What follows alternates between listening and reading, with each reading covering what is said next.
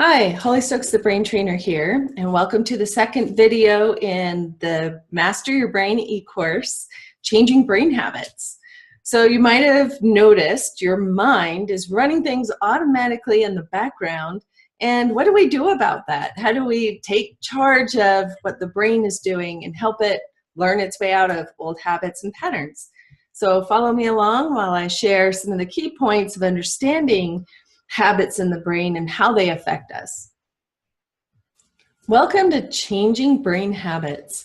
So the real reasons that we don't follow through on what we know we should do have to do with habits, patterns wired into our brain. Old habits, those are kind of obvious: smoking, overeating, those are the obvious ones. Cravings, if you've done stress eating before, or craving, the sweet at the end of the meal.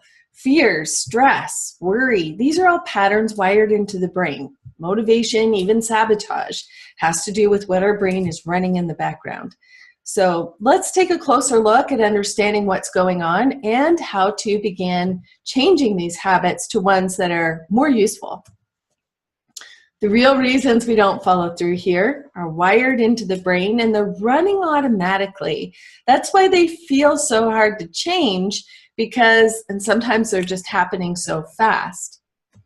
But to understand brain habits, it's useful to think of the individual neurons of the brain. Think of the nerve cells. It's also called the neural net. So the neurons refer to these nerve cells, and they all link together, and you can think of them like a hand with many fingers. And one nerve cell, when we learn something new, one nerve cell links with another nerve cell, links with another nerve cell, and it essentially creates a pathway through the brain, linking up these different neurons in a neural chain. So what happens is when we think a new thought or learn something new, we create a roadway through the neural net of the brain. Now, anything that we repeat, the brain will turn to a habit. 90% of what we do every day is a habit. Think about the habits that you run off of. And now habits can be useful. We don't have to relearn tying our shoes or driving a car. Our brain automates it. It leaves us more available to learn new things, and it starts running things for us automatically. It's efficient. Think about the habits that we have. We have habits in what we do. Those are the obvious ones. We have habits in our routines, what we do throughout the course of our day, our food choices. Think about going to the grocery store. We put the same 20 items in the shopping cart. We have habits in our thoughts, in our language, how we talk about things, our self-talk, how we talk to ourselves, and even in our relationships, our communication patterns, our work performance. Everything really can be boiled down to habits. So let's look at what's going on in the back of the mind. We have habits in what we do, and these are the ones that get most of our attention, the obvious ones. Stop smoking, overeating, saying the wrong thing, getting irritated with a coworker, right? Habits in what we do. But we also have habits in what we think and how we feel. And it's these thinking and feeling habits that have everything to do with the choices that we take, that we don't take, with our daily choices, and the actions that we take and that we don't take. And unless we're addressing these automatic patterns of the thought and feeling habits, we're probably missing most of the battle. People often talk about willpower, just do it, make yourself do it, but they don't take into account what your brain is running automatically in the background that can make a huge difference for you. So the thought, feeling, action cycle, this is what is working behind the scenes, and this is why so many of us trip up, because we are not taking note of what the brain is running in the background. We have a thought creates a feeling, and what we feel leads to the actions that we take or don't take. And so I want to illustrate this because some of it can be happening at a more subtle level, but I want to illustrate this through one of my client stories. So my client, we'll call her Linda. All names are changed to protect the innocent, right? She was between jobs, and she had a great resume, great work history. She wanted to kind of change the career path, the work environment that she was doing. And she had been working as a secretary position. So she came to me because she was frustrated with her motivation in getting out of the door in the day. So she said, I just get ready to go, and by the time I'm ready to go, I just can't seem to motivate myself to get out and job hunt, go look for that job. So I told her, well, why don't you walk me through what you're doing and your day and what you're kind of thinking and feeling as you go through your day.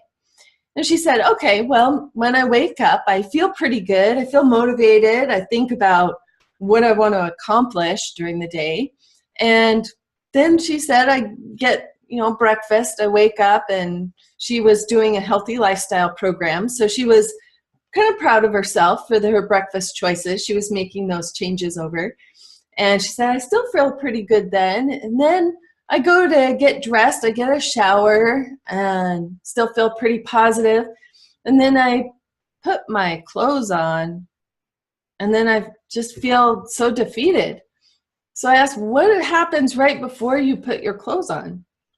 Well, she said, I go to the mirror and I start putting on my makeup. And then the lights dawned on her. She had a brain habit of when she would put her makeup on in the mirror, her brain, her mind would start picking apart her face, what she didn't like about herself, pointing out all of her flaws, and it had this cascade effect. So she'd start noticing her flaws, everything she didn't like about herself, and then by the time she put her clothes on, she felt totally defeated, unmotivated, and wasn't able to get herself out of the door for the day. So, what is the brain running in the background of the mind? And sometimes these things are happening so fast we don't notice them, but what we notice are the traces they leave behind, the feelings they leave behind. So in her case, it's this lack of motivation, right? Not feeling up to it, just don't have the energy. And of course, you've probably even noticed this with yourself. If your brain starts focusing on everything that's wrong with you, everything that's wrong with your life, what you can't do, then it just heads us down that downward spiral. And I don't want you to go there. We've all been down that path long enough. So how do we get the brain out of these habits and patterns?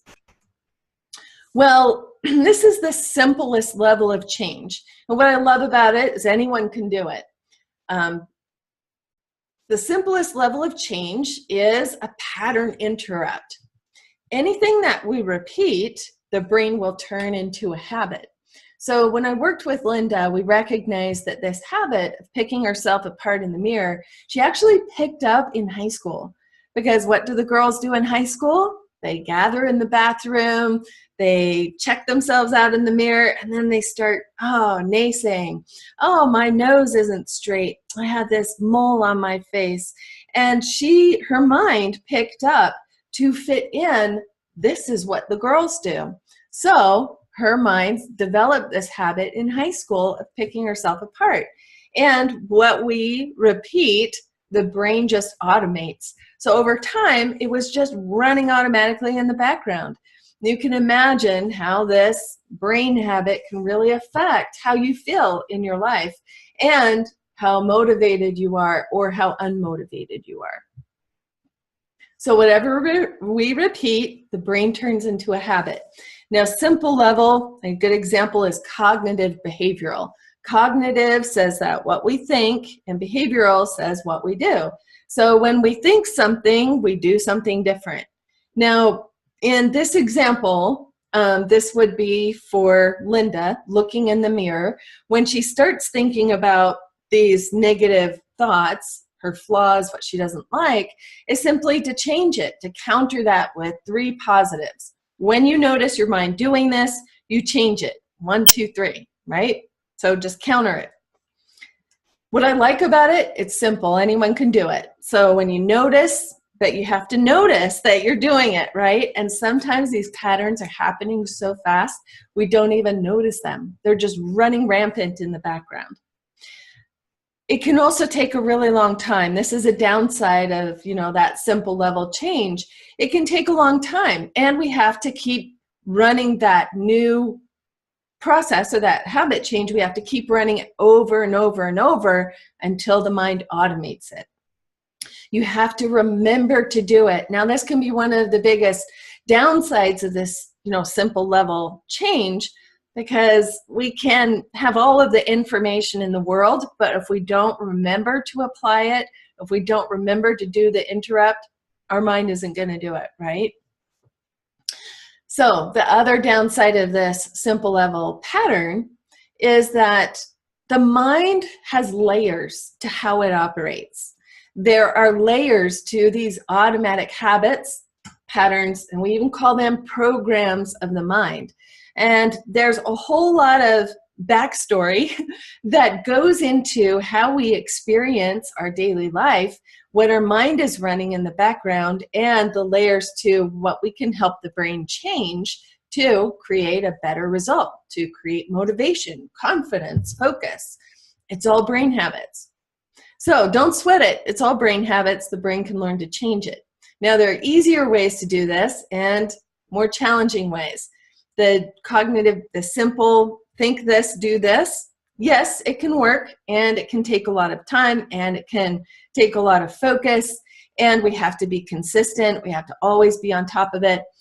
The other downside is it doesn't address what the mind is running automatically in the background, and there can be multiple layers to what's going on at the deeper levels.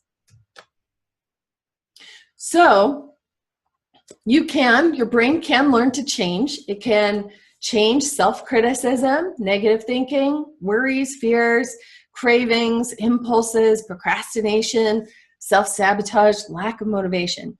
And not only can we help the brain learn its way out of those old patterns, we can help it redirect its focus into the good stuff that works for you. Boost your confidence, feel better, have more energy, get excited, motivated about life, have more fun, enjoy life more. Take action and take the steps that make your life work. So if you haven't already, go ahead and go to the website, thebraintrainerllc.com. Watch the next video, Stop Self-Sabotage with Your Brain. Now that one is where we really go down the rabbit hole to identify what is your brain doing at these layers of the mind, and how to begin working with those layers in a more effective way to get real results, and even fast and lasting results. Where you can also call for a free consultation, find out more about what your brain can do for you. And whatever you want to create in life, health, career, relationships, the answers are in your brain.